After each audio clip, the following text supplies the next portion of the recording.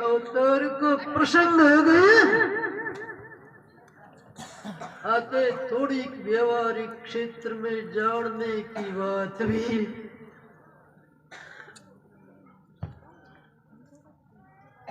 वे इसलिए कि सबको ध्यान रहे कि किसी कारणवशात से या किसी के लिए नहीं कह रहे, केवल तुम लोगों के सबके बात ध्यान में रहे, केवल इसीलिए। भगवान का अवतार तो परम मंगलमय होता ही है, और उत्सव जो भगवान के अवतार का मनाना है, ये सभी मनाते ही। ये घर में बाल बच्चा जन्मता है तब भी मनाते ही है, मनाने का पुण्य भी होता है। भगवान का जन्म उत्सव मनाना ही चाहिए। यद्यपि साधु की भागवत में मना ये कोई नृत्य आदि करे या न करे, झांकी बढ़ाए न बढ़ाए, इनसे साधु को कोई मतलब नहीं। लेकिन गृहस्थियों को लिए ये जिनको कोड होता है उनके लिए बाल बच्चों को भी कम से कम थोड़ी देर के लिए ये भगवान ये वृत्ति तो बने। ये बिना समझे बड़ों को भी समझ में नहीं आता। ये नहीं कह रहे कि जरूरी झांकी भागवत बढ़नी चाहिए, कोई जरूरी नहीं। बड़ी तो बढ़ गई, नहीं बड़ी तो भागवत में भगवान का अवतार तो अच्छी तरह सुनाई दिया जाता है। जो मेरे को कहना है बात थोड़ी अलग है। अपने देश के अंदर या सभी देशों के अंदर, विश्व के अंदर कोरोना आई, जब कोरोना की बीमारी आई तब एक आदेश आया कि सब लोग वाद्य बजाएं और दीप जलाएं। ये आदेश आया। अब जिन लोगों ने जिंदगी में कभी भागवत सुनी नहीं है या कोई ग्रंथ सुना ही नहीं है, या जिनकी पूजा पाठ का काम पढ़ाई नहीं है, या साधुओं की बात पर ध्यान दिया ही नहीं है, उन ऐसे कोई गिने चुने लोगों ने मेरे ऐसे सामने आया कि उन लोगों ने इस बात की हंसी उड़ाई। ऐसा कर कोरोना आई है तो कोई अस्पताल खोली जाए, कोई दवाई की व्यवस्था की जाए, ये किया जाए वे किया जाए।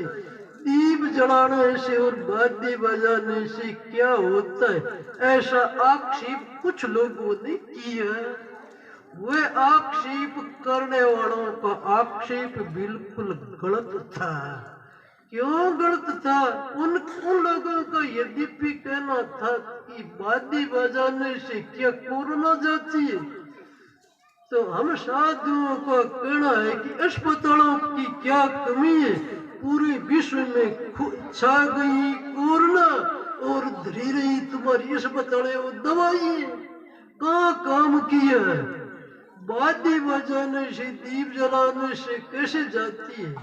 देखो अपने हर घर के अंदर पूजा स्थल होता है और वह सबसे पहले दीप ही चाहते हैं। दीप चाहते हो कि नहीं? सुबह शाम हर घर में दीपक जलता है। घर का मंगल करने के लिए तो दीप जलाते हैं।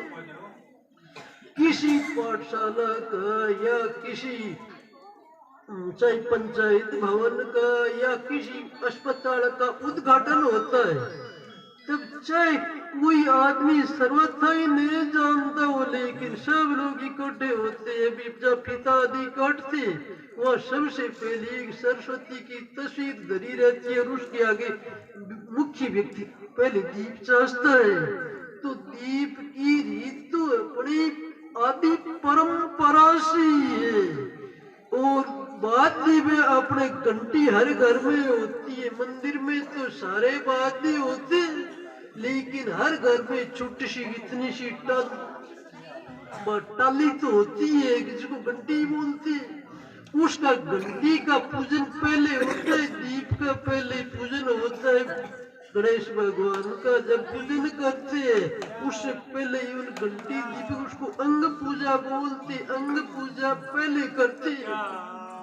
तो अंग पूजा के अंदर जब घंटी की पूजा करते हैं तभी पंडित लोग जानते हैं घंटी का पूजन करते समय थोड़ी घंटी हिलाते हैं और पंडित लोग ऐसे बोलते, आगमार्थम तु दीवानाम गमनार्थम तु रक्षसम घंटानादम प्रकुर्वीत पश्चात घंटाम पर पूजयेत। विद्वान से विद्वान पंडित भी बोलेगा और साधारण से साधारण पंडित भी बोलेगा कि मैं यह पूजा करवा रहा हूँ, चाहे स्वयं के घर में या किसी यजमान की, तो सबसे पहले पंडित घंटी टनाएगा और कहेगा कि देवों के आने के लिए और घर के सारे अमंगल जाने के लिए, कोई भी अमंगल ग्रह गोचर भूत प्रीत राक्षस कुछ भी दुखदायक जो है वे हटे इस घंटी से,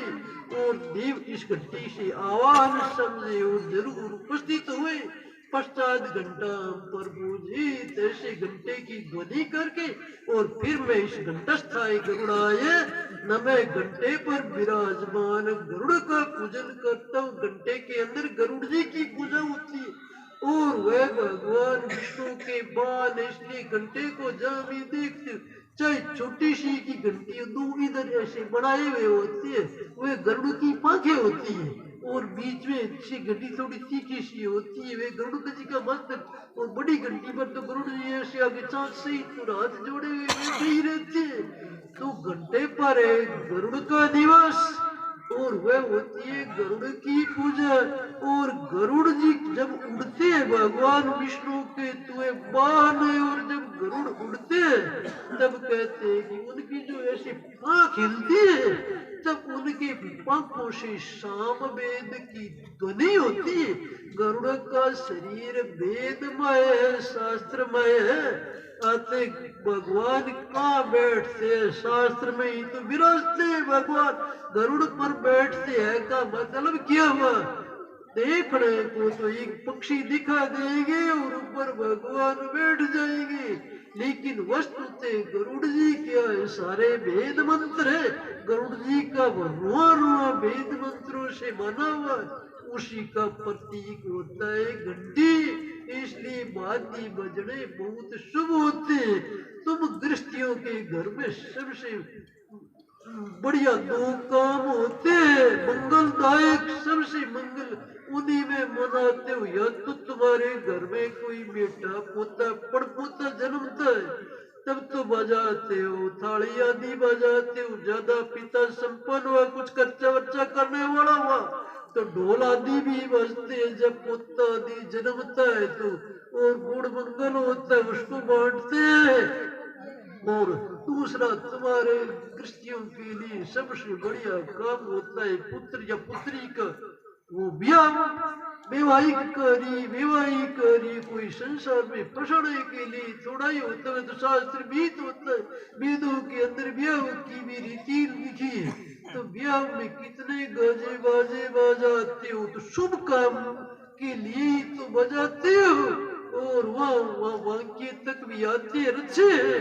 और ढोल ब्याह में स्वामी जी कितने विरक्त महात्मा थे, स्वामी राम सुखदास जी महाराज, वे भी अपने ग्रंथ में लिखते हैं कि ब्याह में जब ढोल बजता है तो गणेश पूजन जितना पुण्य होता है। भगवान गणेश की पूजा करो, चाहे ब्याह में ढोल बजाओ। ढोल बजना इतना मांगलिक होता है। ये तो बात तुम्हें प्रसंग बसात बता दी, प्रसंग आया हुआ था तो बता दी कि सबको ध्यान में रहे। जो लोग ऐसी बात करते उनको शायद ध्यान नहीं होगा कि ये बात ही बजाने और दीप जलाने कितने शुभ होते। ये तो बातें सनातन परंपरा है, अनादिकाल की रीत है, कोई नई रीत नहीं है। और दीपावली अपने हिंदुओं का सबसे बड़ा पर्व है। तब अपने क्या करते हैं, पहले दीपमाला ही लगाते, दीप के समीप उसको दीपमाला कहते हैं। जिस घर के अंदर यहाँ तक का है कि घर की प्राण प्रतिष्ठा जब हो जाए, मैंने भगवान की तो प्राण प्रतिष्ठा, घर का मूर्त समझ लो प्रतिष्ठा तो बोलते ही घर की प्रतिष्ठा हो जाए, उसके बाद में घर में किसी न किसी व्यक्ति को रहना चाहिए प्रतिष्ठा होने के बाद में। क्योंकि सुबह शाम इतना यदि समय नहीं हो घर में रहने का, तो इसे रात्रि में बना लिए तो भी घर में दीप सुबह शाम जरूर होना चाहिए। लंबे समय तक यदि प्रतिष्ठा होने के बाद में घर सोना रहेगा और दीप ही नहीं जलेगा तो घर में भूत आकर के बस जाएंगे। ऐसा भी हुआ है किसी एक ने कहीं दूर बढ़ाया घर, कोई शहर की बात है, तो एक महात्मा अपनी महात्मा थी, तो रेलगाड़ी के समीप हुआ आदमी तो सहज आया, महात्मा दिखी इतनी विनय की और भूत दिखाया भाव और बोला बाप जी कहाँ जा रहे हो, आज आज तो मेरे रुक जाओ। अब महात्मा सीधे साधे थे होते ही जहाँ टिकट बना था जाना जरूरी था। महात्मा ने बहुत बार बताया लेकिन वे भक्त तो नहीं माना। तब महाराज ने देखा कि इतना इसका भाव है बेचारे का होगा और ये कोई नया व्यक्ति है इतना भाव करता है, तो चलो कल ही चला जाऊंगा, जहाँ जाना है आज के लिए नहीं सी। वहाँ उतर गए, अब उतर गई तो उसका बढ़िया नया घर बना हुआ था, तो बोला बाप जी आपके लिए एकांत में नया घर बढ़िया रहेगा। अब महात्मा एकांत तो चाहते ही है, महात्मा को क्या पता उसके मन का तो महाराज जी उतर गए और एकदम प्रसन्न हो गए, बोले ठीक है ये मेरे लिए तो रहने के लिए तो बहुत उचित जगह है। अब वो तो खिला पिला करके गए, बोले बाप जी अब मैं तो घर पर जाता हूँ, रात रात तो आप यो या समय पर सुबह 4 बजे मिल लूंगा। महाराज जी बोले ठीक। अब महाराज जी जब सुने की तैयारी कर रहे थे तब घर में जोर जोर से भूत नाचने लगे और चारों तरफ कियाड़ बाजे, पत्थर पड़े, भूत उपद्रव। अब महाराज जी को पता लगा कि इस घर में तो प्रेत आत्मा ही रहती है। तब महाराज जी तो समर्थ थे, इसलिए उन्होंने जल को अभिमंत्रित किया और वर्षा जी का नाम लेकर के अपने चारों तरफ चक्कर लगा दिया और उसके बीच में बैठ करके शिव गोरख शिव गोरख शिव गोरख शिव गोरख से रटने लगी। अपने बोलते ये शिव गोरख से रटे तो सब संकट कटे, तो वे तो अपना मंत्र रटने लगे। 4 बजे सारा उपद्रव शांत हुआ और उसी समय घरवाला आया। महाराज जी बोला भले मानस बताया ही नहीं इतना तेरे घर में उपद्रव हो, ये तो मेरा नहीं तो किसी की छाती फाट जाती है। बोला इसीलिए महाराज जी आपको यहाँ ठहराया, मैं इस घर में रह नहीं पा रहा हूँ, घर बड़ा 3-4 वर्ष हो गए, घर सुना पड़ा तो रात्रि में यहाँ उतरे थे, तो मैंने सोचा कोई महात्मा एक रात रह जाए तो भूत भाग जाए, तो उस घर के भूत तो भाग गए। महाराज जी बोले कोई बोल हुआ की हुई थी क्या तेरे महात्मा की, ये तो कच्चा महात्मा होता तो उसकी भी छाती फाट जाती। तो मतलब ये कि धूप दीप वाद्य मंगलमय होती है, तो प्रसंग वशात बता दिया। अब थोड़ी सी भगवान श्री कृष्ण की बात, भगवान अवतार लेते हैं तो भगवान कौन से उतरते हैं, भगवान तो सर्वत्र व्यापक है। रूप रूप में रमणे वाले नहीं नन में हरियाजा वैसे भजन भी है, तो रूप रूप में जो रम रहा है वे अनुभव का विषय बन जाए, तू भी हृदय में अंतःकरण में उसका अवतार हो गया और बार जब दुनिया पर धरती पर बड़ा भारी बार आ जाता है। और भगवान की 2 प्रकार के काम होते हैं, जैसे डॉक्टर लोग किसी आदमी की कोई थोड़ा सी तकलीफ हो गई तो पहले तो डॉक्टरों को मल्लम पट्टी करते हैं, उसकी मल्लम पट्टी से यदि काम हो जाता है तब तो ठीक है, और मल्लम पट्टी से काम नहीं होता है तो चीर करके उसको निकाल देते हैं। तो भगवान साधु तो एक मल्लम पट्टी वाला ही काम करते हैं, लेकिन भगवान दोनों ही काम करते। यदि कोई मल्लम पट्टी से मान गया तो ठीक है, नहीं तो आकर महाभारत जैसा युद्ध भी करवा देते हैं। और वो कहते हैं कि ये क्षत्रिय का धर्म है, अर्जुन इन दुष्टों को मार, क्या कांपता है। गीता सुना करके पहले ज्ञान में स्थित कर देते, फिर खड़े खड़े साथ में जहाँ अर्जुन ढीले पड़ते तो चक्कर लेकर के वो चाहे पहिया ही नहीं हुई लेकिन अपना पहिया लेकर के ही टूट पड़ते हैं शत्रुओं पर। तो भगवान मल्लम पट्टी वाला काम भी कर देते हैं, जहाँ श्रृंगार करना होता है तो वे भी काम कर देते हैं। इसलिए भगवान को यदा यदा ही धर्मस्य ग्लानिर्भवति भारत, ये बात जब जब धर्म के प्रति लोगों की ग्लानि हो जाती है तब मैं अवतार लेता हूँ।